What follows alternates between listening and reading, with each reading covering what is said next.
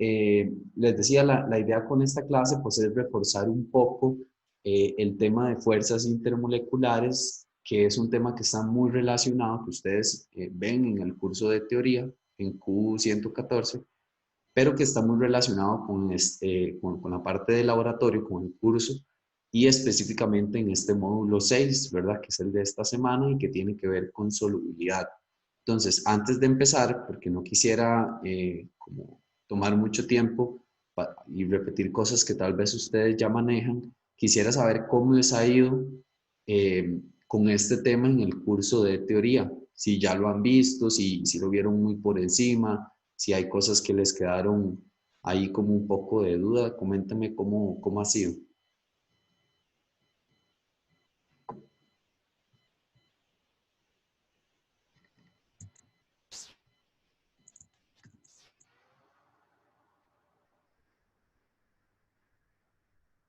Este tema, chicos, es el que tiene que ver con todo lo de las fuerzas de London, de dipolos, de puentes de hidrógeno. Tal vez esos son los términos como que son más importantes en este tema. Lo que no sé es cómo les ha ido o qué tanto manejan para la parte de, o digamos que qué tanto han visto en el curso de teoría.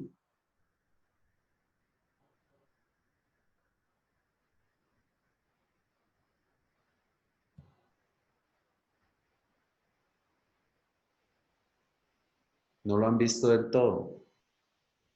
¿O sí lo vieron y simplemente no ha, ay, como en un momento, apenas lo he visto un poco en teoría, dice Christopher. Ok, entonces, bueno, asumiendo que los grupos llevan un avance parecido, pues entonces me parece que es buena idea y es en realidad parte del propósito de esta clase, reforzar un poco los conceptos que son importantes en este tema, con la idea de que les va a ayudar tanto para la elaboración de la libreta, del trabajo previo, perdón, y también para completar la experiencia y reporte de laboratorio. Entonces vamos a ver algunos conceptos que son importantes. La idea es que ustedes con esta presentación y con los términos que vamos a discutir puedan desarrollar de mejor forma la infografía, que sería el trabajo previo de esta semana, y también pues que se ayuden con las preguntas que hay que explicar y responder en la experiencia del laboratorio.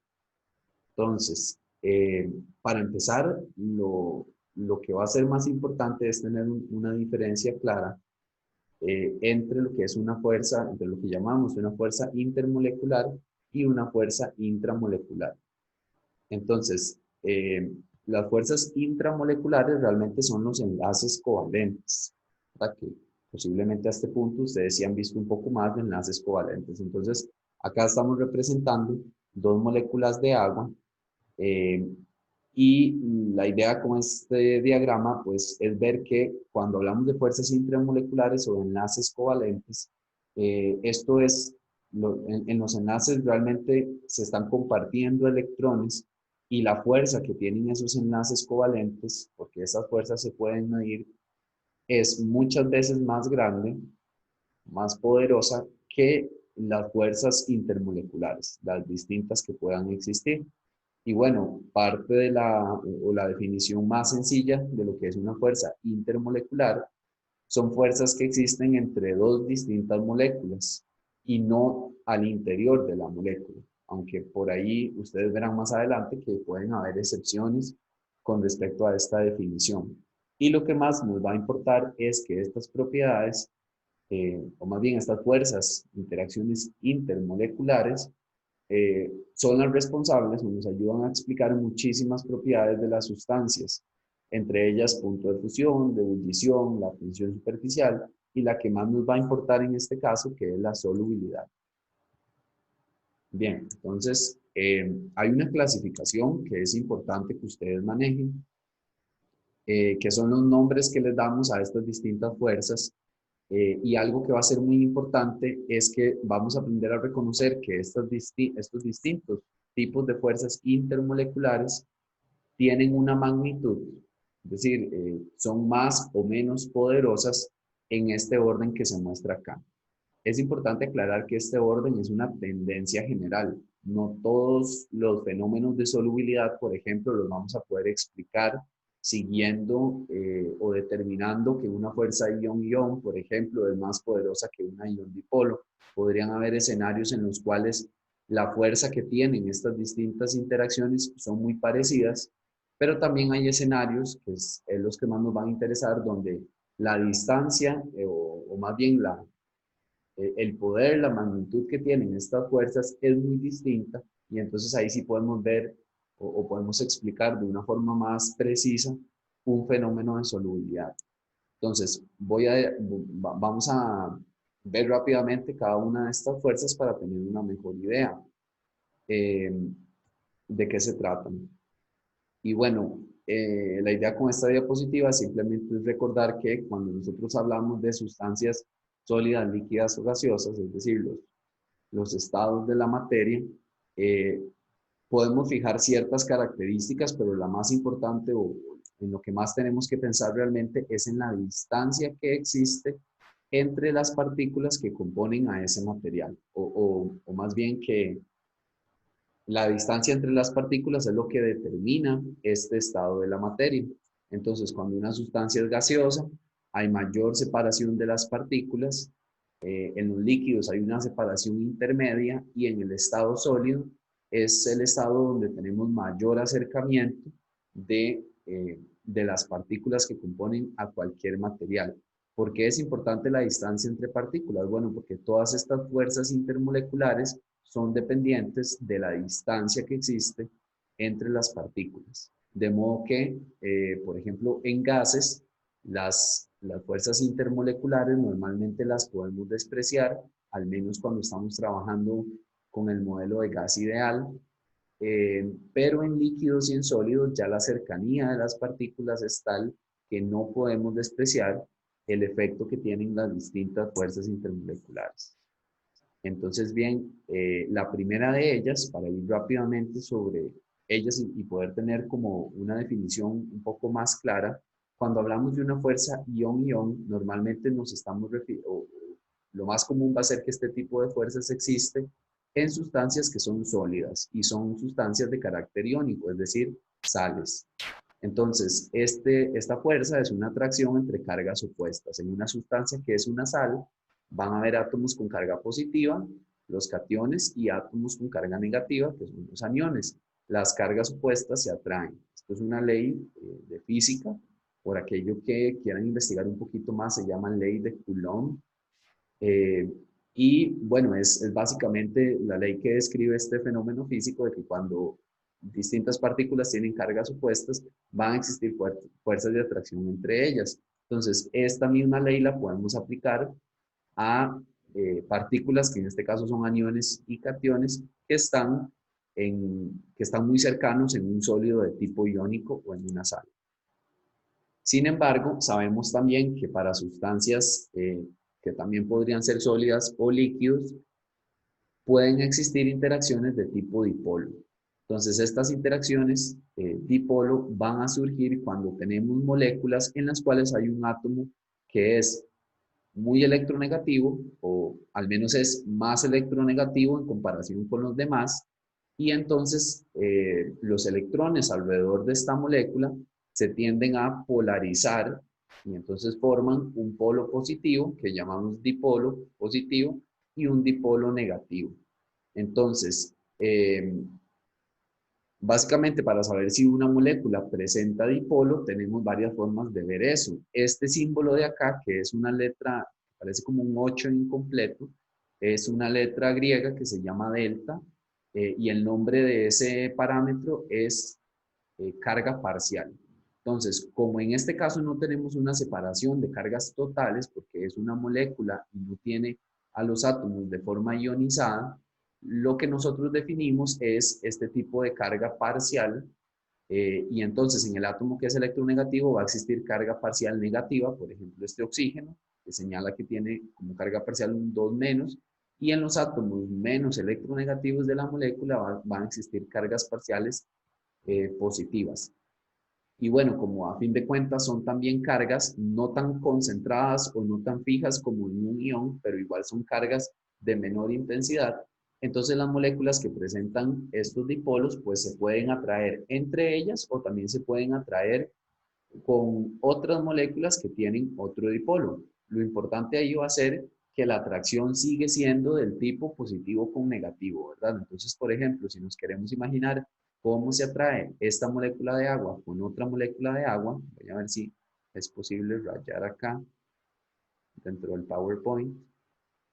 Lo que nos podemos imaginar es que la atracción va a suceder pues en los dipolos que son opuestos. Entonces, por ejemplo, si acá hay una segunda molécula de agua, como yo sé que es el hidrógeno el que tiene la carga parcial positiva, entonces es por ese lado de la molécula que se va a atraer con la carga parcial negativa de una molécula de agua vecina, ¿verdad? Y bueno, al mismo tiempo, porque en realidad en las sustancias hay un montón de moléculas, este hidrógeno de acá podría estar siendo atraído por el dipolo negativo de una tercera molécula de agua en esta forma. Hasta el momento esto queda claro, chicos. ¿Se va entendiendo? Díganme cómo vamos. Sí, sí, sí se entiende. Sí, profe, sí.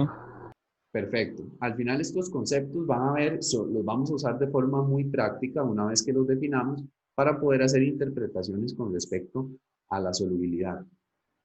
Bien, otra opción que tenemos es, y esta es particularmente importante cuando hablamos de solubilidad en agua, que es realmente lo que más vamos a usar en esta práctica de laboratorio, es un tipo de interacción que se llama ion-dipolo.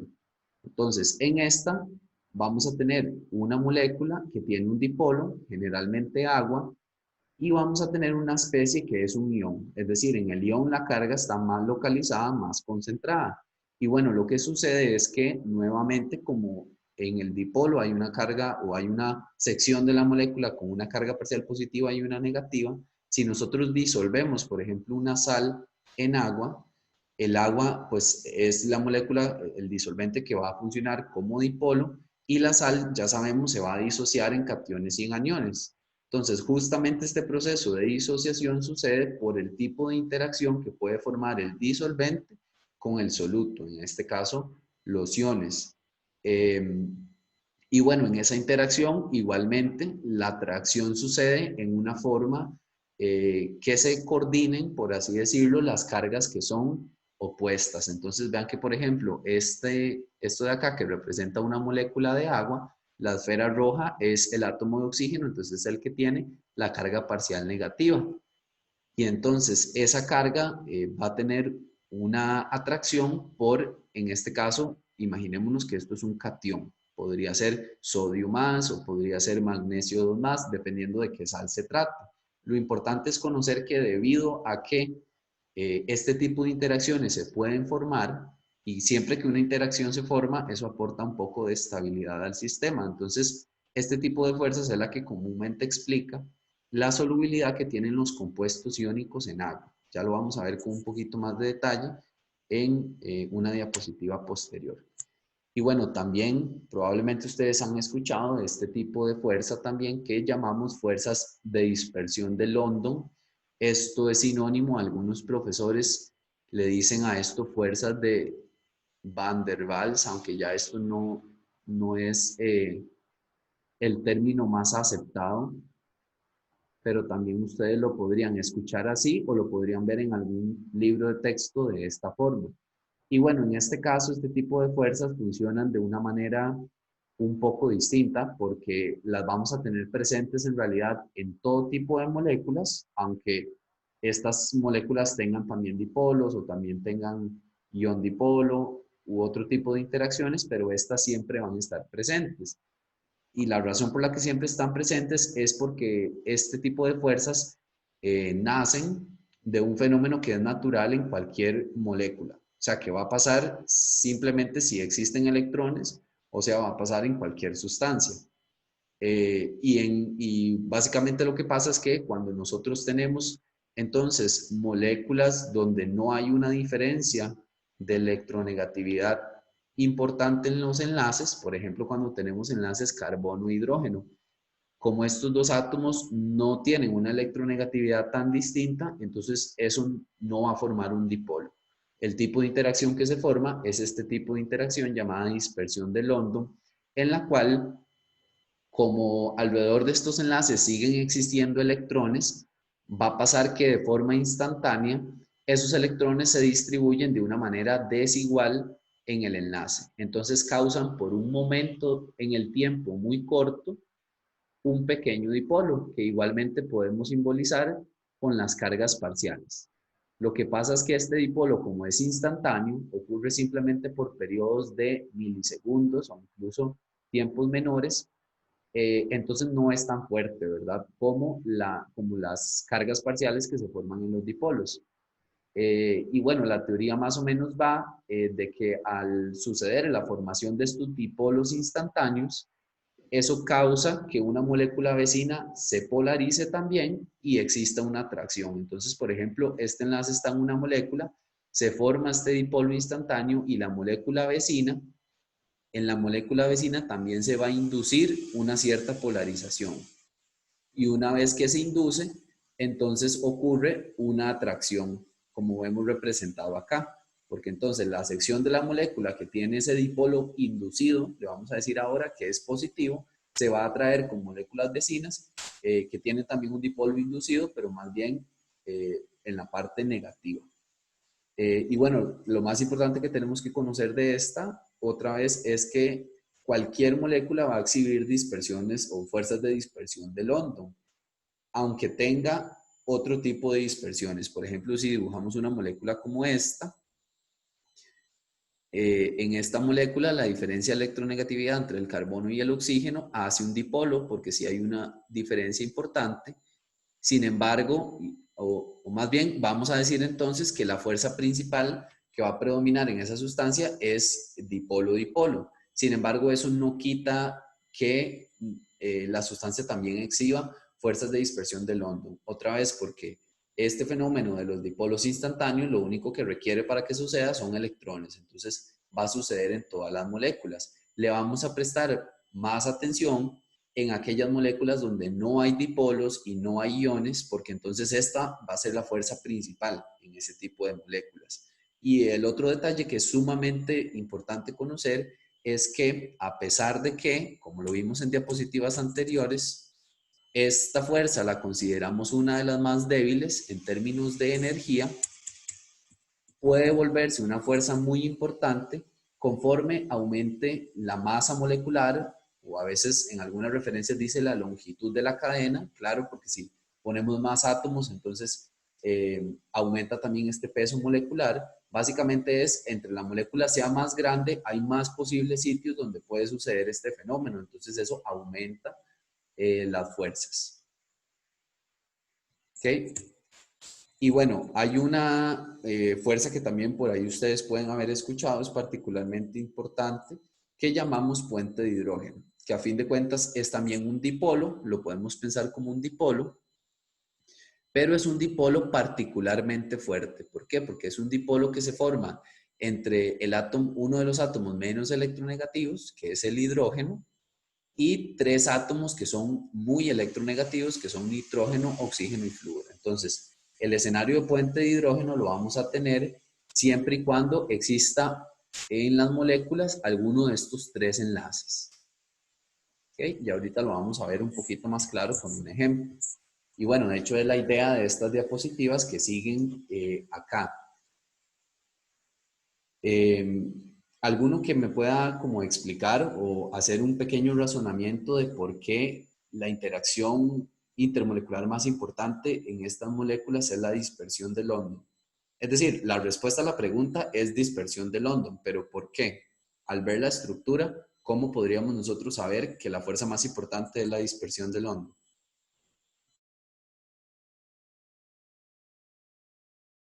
Porque las cadenas son muy largas.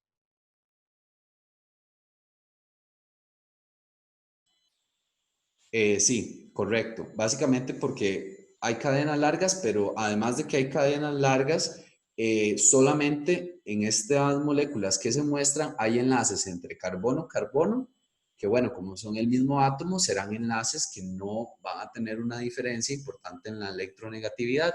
Y además hay enlaces carbono-hidrógeno, ¿verdad? Que son enlaces que no presentan, porque la electronegatividad de este átomo y de este átomo es muy parecida. Eso nos hace, nos da el conocimiento de que entonces un enlace carbono-hidrógeno es un enlace que tiene poca polaridad, porque la polaridad en los enlaces depende de qué tan electronegativo sea cada átomo. Entonces, siempre que ustedes vean enlaces carbono-hidrógeno, al menos ese enlace da la idea de que es poco polar. Entonces, como en estas moléculas solamente hay ese enlace, no podemos decir que hay un dipolo, no podemos decir que hay iones tampoco, porque ninguno presenta una carga, eh, y entonces la fuerza principal va a ser la dispersión del hondo, como apuntaba el compañero. Bien, en este tipo de molécula, vean ustedes que en estas, más bien la interacción más importante van a ser los dipolos. Y en este caso, pues el dipolo principalmente surge por este enlace doble entre carbono y oxígeno. El oxígeno es muy electronegativo y por eso le asignamos esta carga parcial negativa, y eso va a hacer que estos carbonos y también estos dos que están conectados tengan cargas parciales positivas. De modo que si nos imaginamos a nivel molecular esta sustancia, la atracción que surge lleva a esta dirección, ¿verdad? Entre un carbono que tiene carga parcial positiva y un carbono que tiene carga parcial, perdón, más bien el oxígeno que tiene a la carga parcial negativa. Y bueno, en estas sustancias que les muestro acá como ejemplo, más bien tenemos un escenario en el que igualmente podríamos decir que hay un dipolo, pero es un dipolo especial porque involucra hidrógenos. ¿Ok? Entonces, vean ustedes que el requisito que teníamos que cumplir para que hayan, para poder decir que hay interacciones por puente de hidrógeno, es que exista al menos un hidrógeno, pero que esté directamente conectado a oxígeno, a nitrógeno o a flúor. Entonces, en estas hay que tener mucho cuidado. Vean que lo que está encerrado en círculos azules representa las interacciones por puente de hidrógeno, pero podrían haber algunas interacciones que si no tenemos cuidado con la definición, entonces nos equivocamos. Por ejemplo, esta que está en rojo, ¿verdad? Esa no la podemos considerar puente de hidrógeno porque vean que el requisito era que el hidrógeno esté conectado directamente de alguno de estos tres átomos. Y en este caso, esta es una F, y vean que en este caso este hidrógeno está conectado a un carbono. Entonces, al menos en esta sección de la molécula no podemos decir que hay puente de hidrógeno. ¿Claros con este concepto, chicos?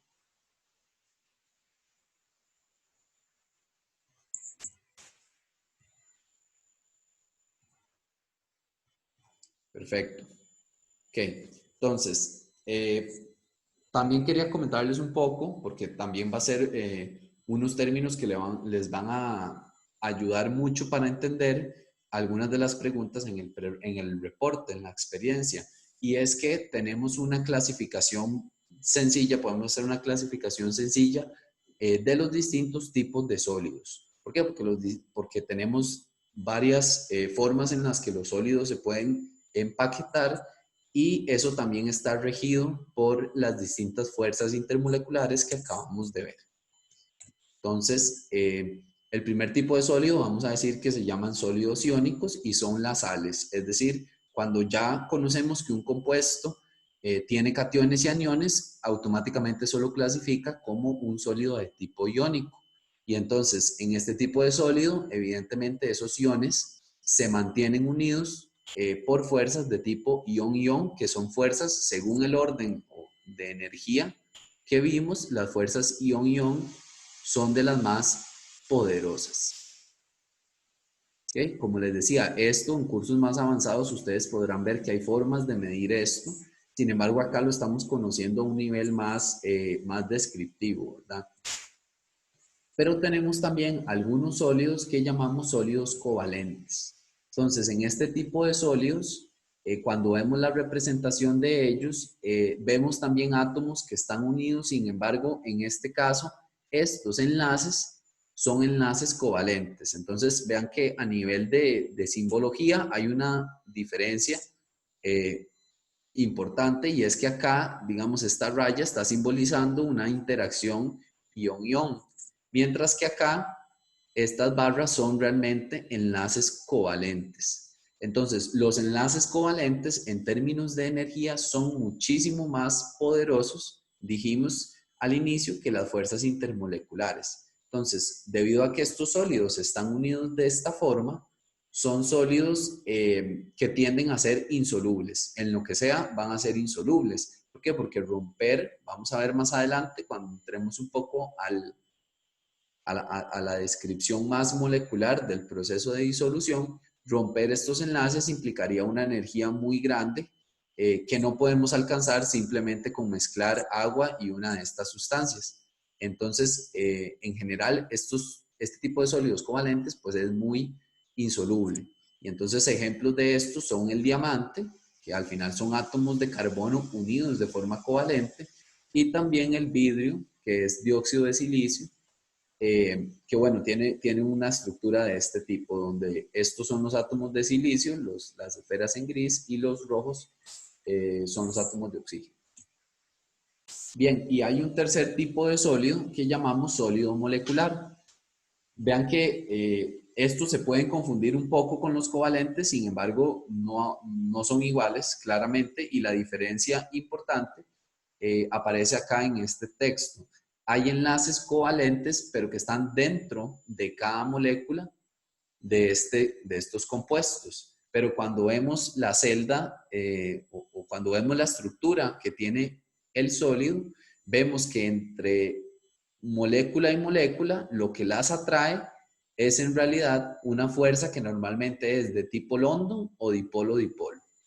¿Okay? Entonces, una forma de diferenciarlos es que en un sólido molecular, cuando yo veo su estructura cristalina, yo soy capaz de encerrar una unidad aislada, digamos, una unidad discreta sin tocar a las otras, mientras que en la estructura de uno covalente no hay unidades repetidas, es decir, yo no puedo encerrar una porción dentro de la celda que se repita en el espacio en el resto de estas cajitas, ¿verdad? Que es la forma en la que representamos las celdas o la estructura tridimensional de los sólidos. Si el sólido es covalente, yo no puedo encerrar una unidad que se repita constantemente. ¿Por qué? Porque al final es una red que está completamente conectada, es una red covalente. Mientras que en estos sólidos moleculares sí es posible visualmente detectar unidades que se repiten y que otra vez son atraídas entre ellas por fuerzas de London y dipolo. Entonces, como acá la atracción sí es por fuerzas intermoleculares, este tipo de sólidos sí es posible disolverlos.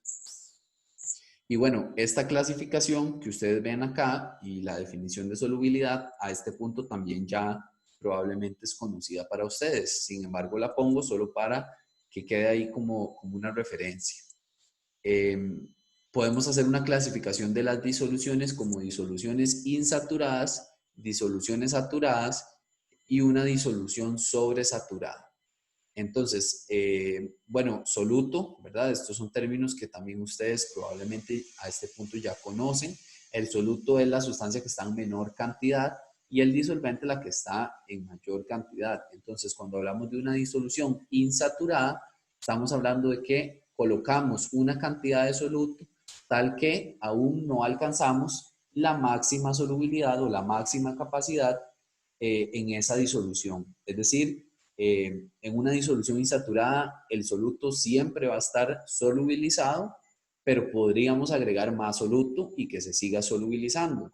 Cuando la disolución está más bien saturada, estamos justo en ese límite. Si agregamos más, va a pasar que ese soluto que agregamos de más, pues va a precipitar, y lo vamos a ver acá en el fondo del recipiente, porque ya en una disolución saturada se alcanzó la máxima cantidad posible del soluto que se puede disolver.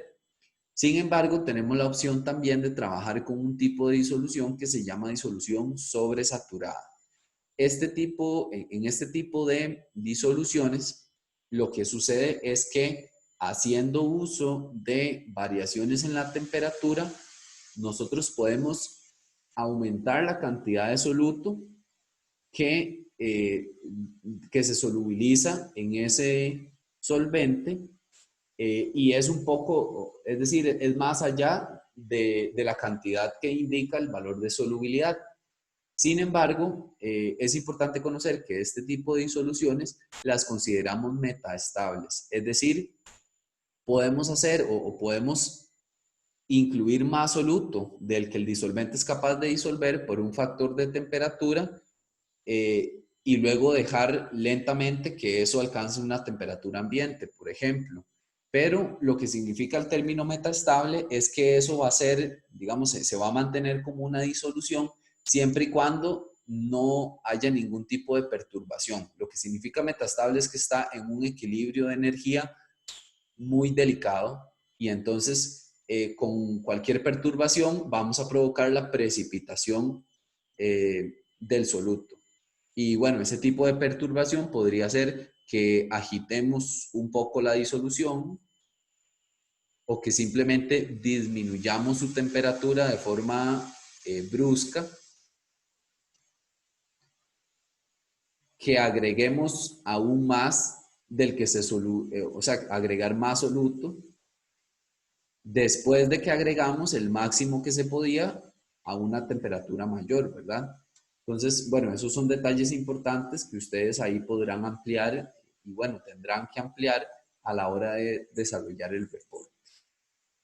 La idea con esta tabla, rápidamente, chicos, es que conocer que en realidad cuando en química decimos disoluciones, hay muchas formas o hay lo más común que uno se imagina es un sólido disuelto en agua. Sin embargo, el término disolución aplica también para mezclas de un gas con un gas, o incluso podemos tener sólidos con sólidos, por ejemplo, cuando hay aleaciones, ¿verdad? Que son mezclas de metales que les ponemos una temperatura súper alta para pasarlos a líquidos, y una vez que los metales están líquidos, fácilmente se mezclan, los dejamos enfriar y se vuelven a ser sólidos.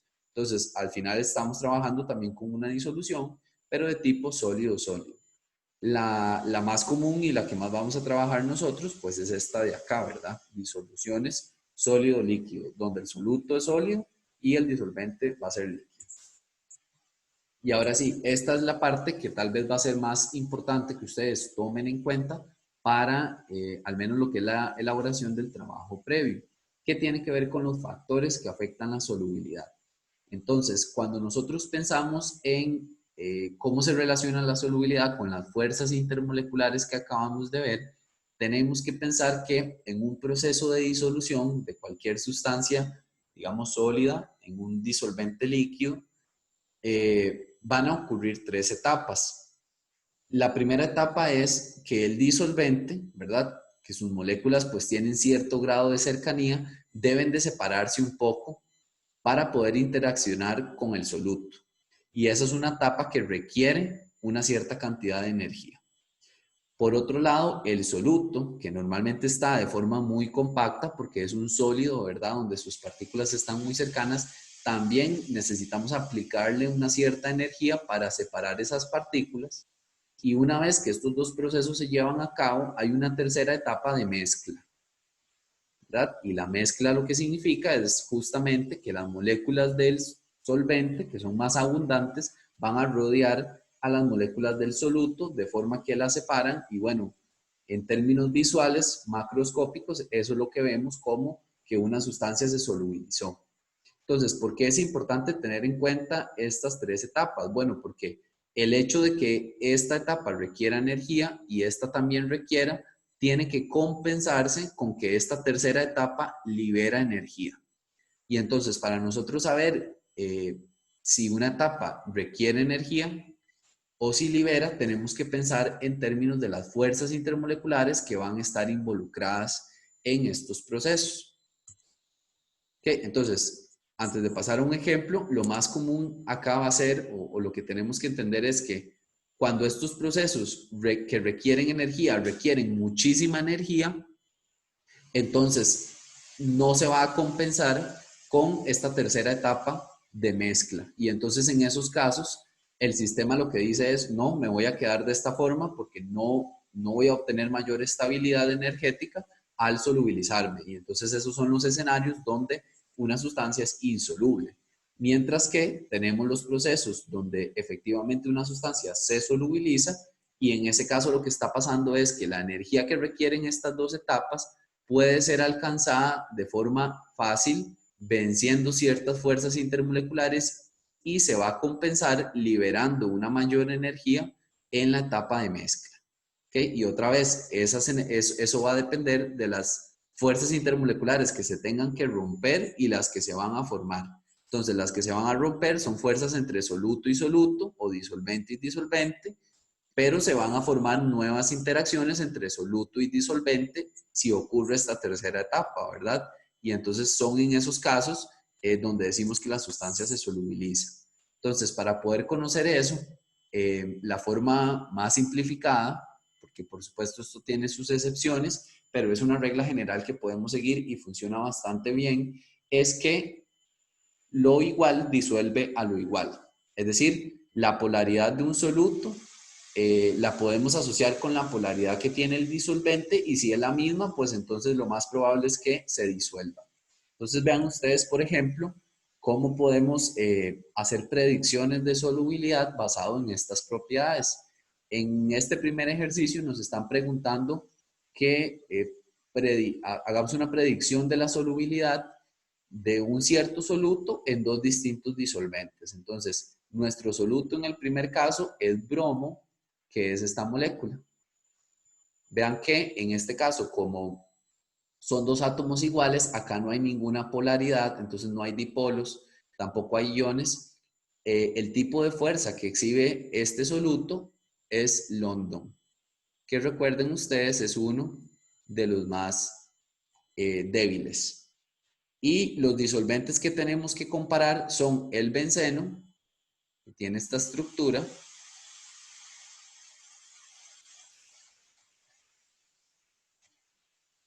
estos son átomos de carbono, hay dobles enlaces y bueno, para completar los 4 enlaces que tiene cada carbono, hay hidrógenos hacia afuera, ¿verdad?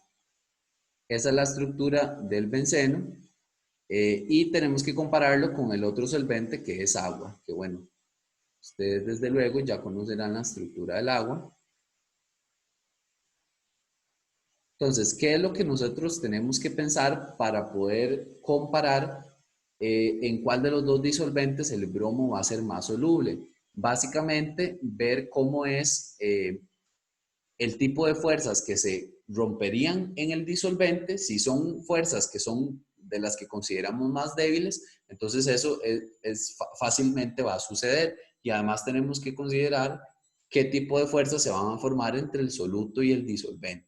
Entonces, vean ustedes que, por ejemplo, esto dijimos que tiene fuerzas de London. En este caso, en el caso del benceno, que tiene solamente enlaces de carbono e hidrógeno y de carbono-carbono, también es un disolvente que exhibe fuerzas de London, porque acá no hay dipolos y tampoco hay iones. Y bueno, en el caso del agua ya sabemos que hay un dipolo bastante fuerte, incluso es un dipolo que es de tipo puente de hidrógeno, ¿verdad? Entonces, pensando en estas etapas, el proceso, si consideramos que nuestro disolvente es el agua, esta primera etapa de separar las moléculas de agua implicaría romper las interacciones por puente de hidrógeno entre el disolvente. Eso requiere muchísima energía, porque recuerden que en la lista o en la jerarquía, digamos, de la energía que tienen las fuerzas, puente de hidrógeno está muy arriba, es de las más fuertes, mientras que London está acá abajo. ¿Ok? Y si pensamos en las fuerzas que se formarían, una vez que estas moléculas de agua estén separadas, no van a interaccionar de una forma adecuada con un soluto que solamente tiene fuerzas de London, ¿verdad? Porque este soluto acá a la par del agua, pues no va a ser una interacción poderosa. que realmente no vamos a poder mezclar de forma óptima las fuerzas del London de acá con el dipolo que tiene el agua. Mientras que las fuerzas London de este soluto con las fuerzas London del disolvente benceno sí se complementan, ¿verdad? Porque son la misma fuerza. Entonces, debido a esa comparación, nosotros podemos hacer la predicción de que este soluto va a ser más soluble en el benceno que en agua. Y bueno, hay otros escenarios que nosotros podemos plantear. Lo importante acá siempre es que lo pensemos en términos de las fuerzas intermoleculares. Entonces, les voy a describir el segundo ejemplo y ustedes podrán revisar el caso C, que está también en esta diapositiva. Vean que, por ejemplo, en el caso B nos plantean KCl, que es una sustancia de tipo iónica, y que hagamos la predicción de si esta sustancia va a ser más soluble en tetracloruro de carbono o en amoníaco líquido. Vean que para estas sustancias nos están dando un valor de U. No sé si en teoría comentaron un poco de qué se trata ese parámetro, pero si no, se los explico rápidamente. Ese parámetro se llama momento dipolar y es una cantidad que caracteriza, o básicamente nos dice que una molécula tiene un dipolo, ¿verdad? Es eso. Si la molécula no tiene dipolo del todo, como el caso de esta, entonces es una molécula que es no polar y solamente va a exhibir fuerzas de London. Mientras que si el valor de ese momento dipolar es mayor a cero, entonces hablamos de una sustancia que es polar. ¿Ok? Entonces acá igualmente nosotros tenemos que pensar qué interacción va a ser más importante o más favorable. Si un ion mezclado con London o un ion mezclado con dipolo, ¿verdad? Entonces ya vimos que London no se complementa bien con iones, no es una interacción, digamos, fuerte, poderosa, mientras que sí existe una interacción que es de tipo ion-dipolo, que sería la que sucede en el caso de que esta sal se disuelva en el amoníaco, ¿verdad? Porque entonces nuestro amoníaco tiene un dipolo que en realidad es un dipolo también de puente de hidrógeno, ¿verdad? Porque vean que en este caso se cumple con las características del puente de hidrógeno, pero a fin de cuentas, pues es un dipolo. Y eso sí se puede complementar bien, sí puede existir una fuerza de atracción con estos iones de acá. Entonces, debido a eso, nosotros podemos predecir que esa sal va a ser más soluble en el amoníaco. Hasta el momento va quedando claro, chicos. Ya estamos por terminar.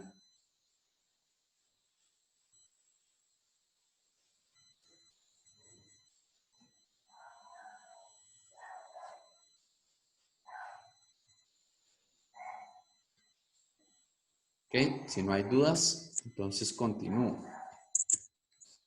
Ok, este ejercicio lo puse acá más que todo para que funcionara como una ayuda, porque tienen uno muy parecido en la experiencia de laboratorio de esta semana, que es un ejercicio igual en el que podemos hacer predicciones de solubilidad, pero podemos también detectar como cambios en sustancias que están relacionadas, cómo vamos pasando de un tipo de interacción a otro tipo de interacción y por supuesto que eso va a afectar la solubilidad. Entonces vean que lo que nos plantean acá es que expliquemos por qué es distinta la solubilidad, porque hay variaciones en la solubilidad en agua de estos solutos, que todos estos solutos de acá son alcoholes. ¿Ok?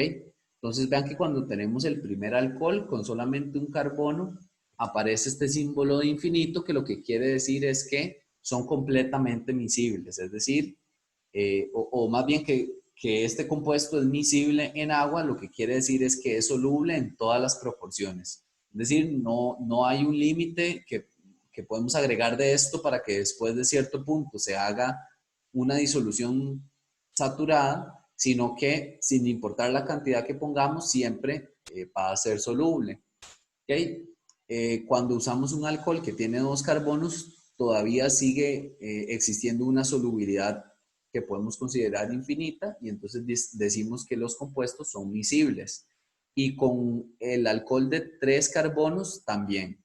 Entonces, a este punto lo que nosotros tenemos que pensar es que ese soluto tiene este grupo, ¿verdad? La estructura química de esos alcoholes pues lleva esta forma. Y acá vendrá otro carbono y bueno, acá pueden seguir más, dependiendo de qué alcohol se trate. Pero lo importante va a ser que, según estas reglas que acabamos de ver, podemos explicar que los alcoholes tienden a ser solubles en agua porque va a existir una interacción por puente de hidrógeno entre el agua y el alcohol, que es una interacción muy poderosa.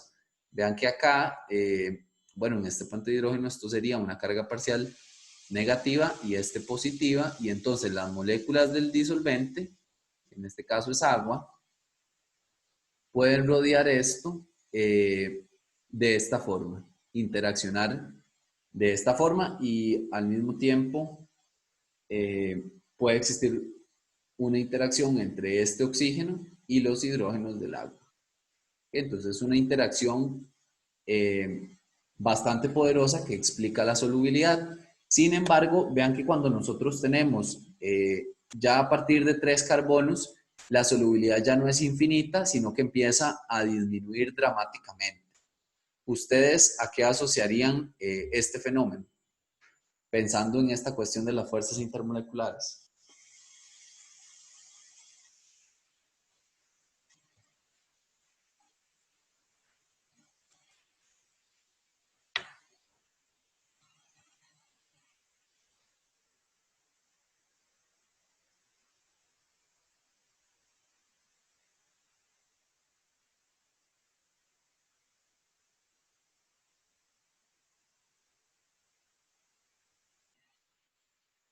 Chicos, ¿alguno? O sea, si no ven la respuesta, no, eso no es problema. Para eso estamos explicándolo, pero al menos díganme para saber si están entendiendo lo que estoy explicando.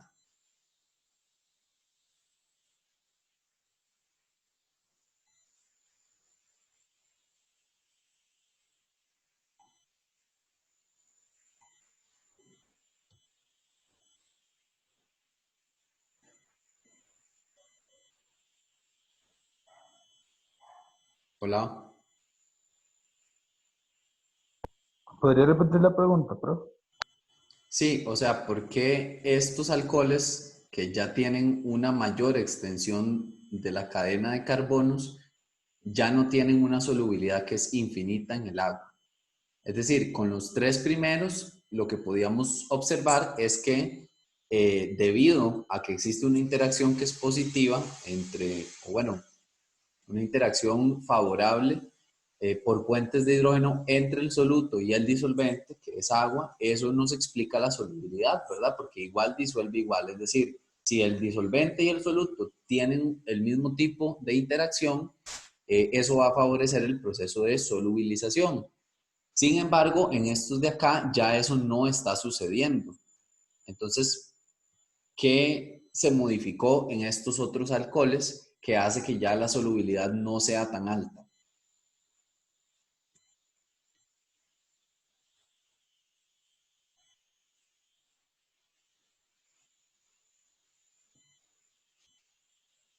El incremento de más CHs. Ajá, pero en términos de las fuerzas, ¿por qué ese incremento afecta? Porque vean Por, que lo que dijimos es que estos 3 sí se solubilizan porque tienen un grupo que es capaz de hacer puentes de hidrógeno con el agua. Sin embargo, estos 2 de acá también los tienen. Aumentó las fuerzas de London también, al aumentar la más cantidad de CH. Exacto. Básicamente, cuando vamos haciendo la cadena más grande, como les decía yo, las fuerzas de London, que aunque son débiles, digamos, son débiles cuando las cadenas son pequeñas, por ejemplo, en estos 3 de acá, pero llega un punto en el cual empiezan a hacerse muy importantes si las cadenas o la masa molar de ese compuesto crece. Entonces, lo que está sucediendo ya en el alcohol de 4 carbonos y el de 5 carbonos es que se está, aunque este proceso sigue ocurriendo, por otro lado se está favoreciendo muchísimo muchas interacciones de tipo London con una molécula acá vecina. del mismo alcohol, ¿verdad? Entonces, regresándonos a esta cuestión de los factores que afectan la solubilidad o de las etapas, básicamente en esos alcoholes que son de una cadena más larga, esta etapa de separación del soluto está costando mucho. Y eso lo vemos reflejado en el valor de solubilidad, ¿verdad? Por ahí iría la explicación. Esto es importante porque, bueno, en uno de los ejercicios que ustedes van a hacer en esta experiencia, se enfatiza mucho esta parte. Entonces vean que todo es un balance al final de qué fuerzas son más poderosas en mi soluto, qué fuerzas son más poderosas en mi solvente, y sí, cuando yo mezclo el soluto y el solvente, las fuerzas que aparecen van a ser más importantes o más poderosas que las que tenían por aparte, ¿verdad? Esas son las reglas que básicamente podemos utilizar para predecir la solubilidad.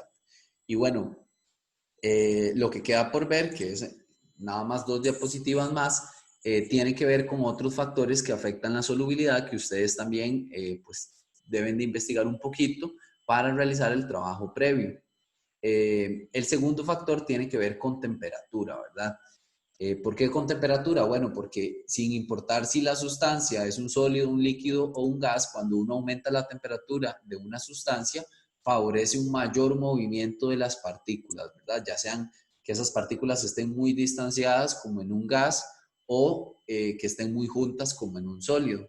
Lo importante acá es ver que la tendencia más general es que las sustancias que son sólidas se hacen más solubles si yo incremento la temperatura, ¿verdad? De alguna forma esta temperatura ayuda al proceso de separar ese soluto.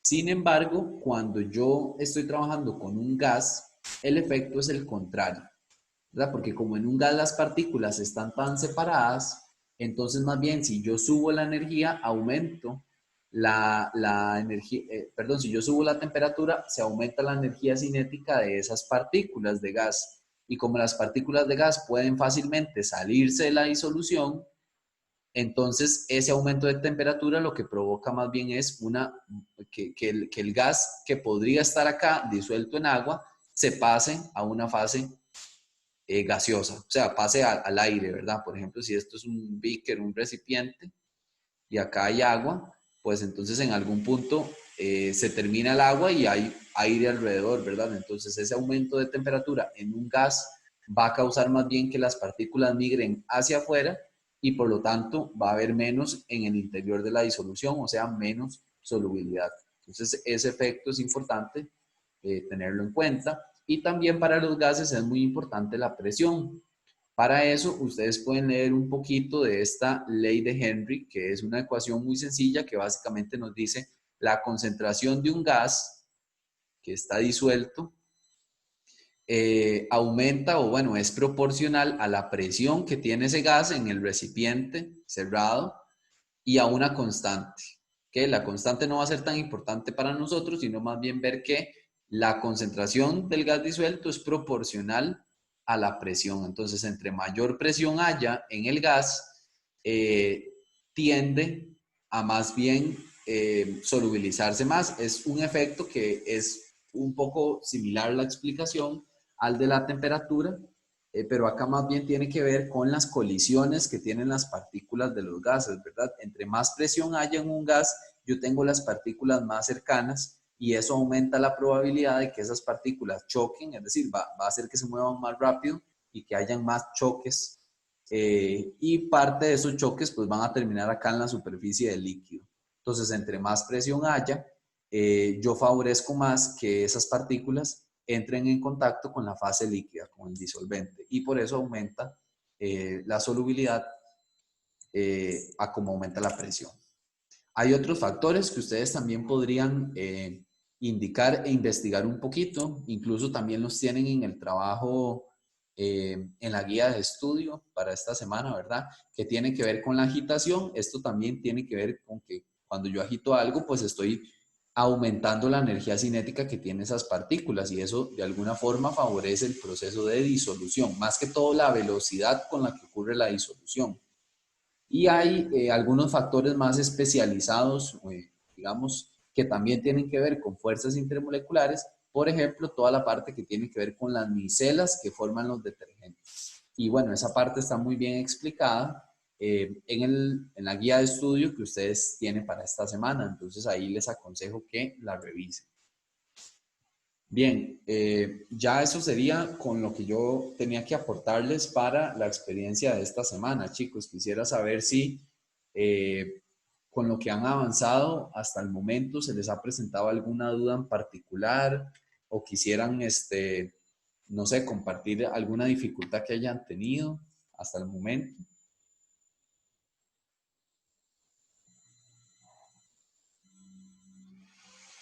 Los escucho.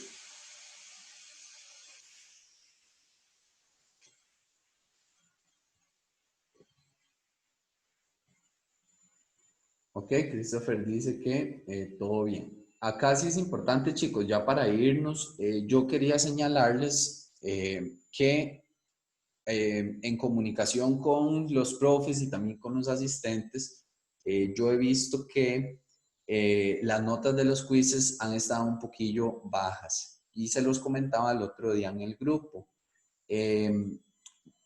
Varios me manifestaron y me dijeron que más que todo en este último quiz afectó un poco lo que fue el tiempo y que probablemente el tema no había sido como del todo cubierto en la clase de teoría, ¿verdad? Que muchas veces uno se ayuda para los quizzes del curso de laboratorio con lo que va viendo en teoría.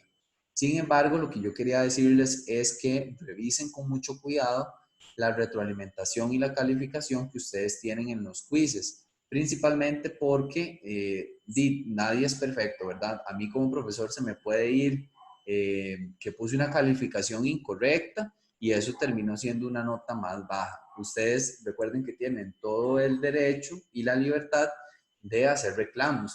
Simplemente me escriben al correo. Nadie se va a enojar por eso, por supuesto, es completamente su derecho y más bien los reclamos son siempre una oportunidad para uno como profe mejorar y ustedes también aprender y como profundizar un poco más en el tema. Entonces, mi consejo es que revisen detenidamente las notas y las retroalimentaciones de sus quizzes. Por ahí un estudiante un día de estos me hizo un reclamo que fue perfectamente válido y pues con eso pudo subir la nota de su quiz. Eso es muy importante. Ténganlo ahí en cuenta. Entonces, bueno, de mi parte eso sería. No sé si alguien tiene algún comentario adicional que quisiera hacer o consulta.